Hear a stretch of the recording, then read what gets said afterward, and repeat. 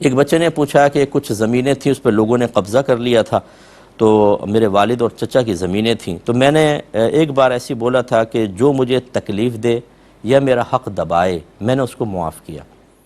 تو اب وہ زمینیں واپس والد صاحب کو مل گئی ہیں، چچا کو مل گئی، تو والد صاحب اپنی زمین میں سے مجھے حصہ دینا چاہتے ہیں۔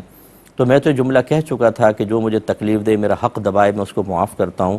تو اب یہ زمین میرے لیے لینا شرعاً جائز ہے یا نہیں ہے؟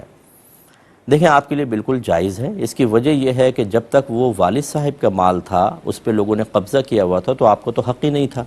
یہ سب اچھی طرح غور سے بچے سنیں، مجھے اچھی طریقے سے سنیں، جتنی اولادیں مجھے سن رہی ہیں۔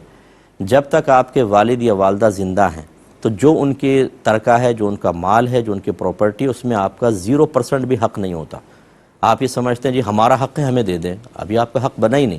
آپ کا حق بنے گا ان کی وفات کے بعد، یہ ذہن میں رکھیں۔ اس لیے بعض اولاد اتنی میں نے دیکھی ہے بدتمیز قسم کی ہوتی ہے کہ ماں باپ کو ٹارچر کر رہے ہوتے ہیں۔ ایک خاتون نے کہا میں بیوہ ہوں اور میرے بچے مجھے زبردستی کہتے ہیں کہ جو مکان اس کو آپ بانٹے تقسیم کریں، ہمارا حق ہمیں دیں، حالانکہ وہ کہتی ہے میرا ہے، میرے شوہر کا نہیں ہے۔ تو یہ یاد رکھیں، جب تک والدین فوت نہیں ہوں گے آپ کا کوئی حق اس مال پر نہیں ہے۔